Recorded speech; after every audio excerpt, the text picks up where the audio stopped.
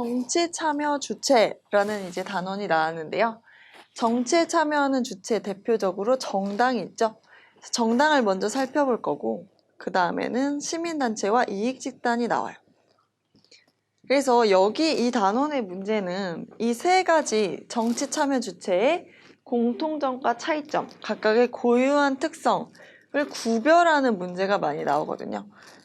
그래서 고유한 특성과 공통된 특성을 잘 알아두는 방향으로 개념을 보고 문제를 풀어보도록 하겠습니다. 먼저 정당을 보면요. 정당이 뭐 하는 거냐? 동일한 정치적 견해를 가진 사람들이 정권을 획득해서 자신들의 정강을 실현하고자 하는 단체. 정강은 정치적 목적인 거죠. 정권을 획득한다. 이건 정당의 고유한 특징 중 하나예요. 다른 단체들은 정권을 획득할 목적은 없거든요. 그런데 정당은 정권을 획득할 목적이 있다. 정치 권력을 자기들이 잡을 목적이 있다라는 걸 알아두시면 돼요. 그 다음에 또 정당의 기능으로 정치적 충원이라는 게 있어요. 이제 정당을 통해서 국민들이 대통령이나 국회의원 후보자에게 투표를 해가지고 선발을 하죠. 그래서 정치를 할 사람을 우리가 뽑잖아요. 그럼 그 할 사람을 뽑아서 채워 넣었다라는 의미예요. 충원이라는 거. 그래서 읽어보면 후보자를 추천해서 국민의 의사를 대변할 대표자를 의회에 진출시키는 거.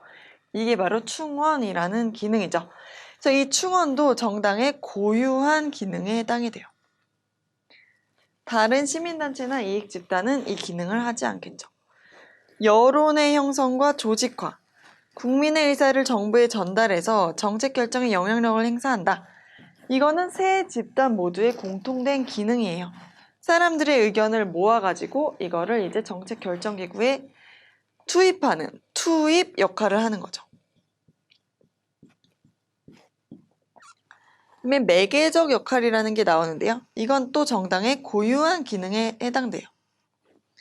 매개적 역할이 뭐냐면 정부와 국회가 있잖아요. 이 정부와 국회가 정당을 통해서 서로 연결된다는 뜻이에요. 그 연결하는 하나의 방안으로 이제 당정협의회라는 게 나오는데요. 이제 행정부와 정당의 주요 사람들이 만나가지고 정책을 어떻게 할지를 논의하는 기구라고 해요.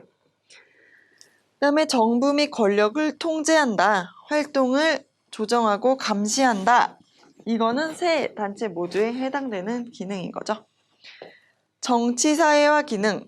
사람들이 정부 정책에 대해서 국민의 지지, 반대를 유도하거나 정치적 가치를 형성함으로써 사람들이 정치에 참여할 수 있도록 해주는 기능이죠. 이 정치사회화 기능이라는 것도 이 세 단체의 공통된 기능에 해당돼요.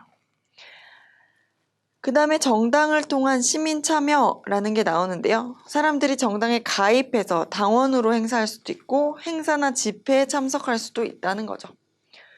그 다음으로 정당이 추구하는 거는 공익이라는 걸 또 알아놔야 돼요. 공익은 공적인 이익이죠. 이 세 단체 중에서 공익을 추구하는 건 정당과 시민단체가 해당이 돼요. 이익집단은 사익을 추구하는 단체고 공익을 추구하지 않아요. 이렇게 이 세 단체의 뭐 공통점과 차이점, 두 개의 공통점과 차이점 이런 것도 잘 물어보니까 이 중에서 이 단체별 공통점과 차이점을 꼭 잘 알아두시면 좋겠습니다.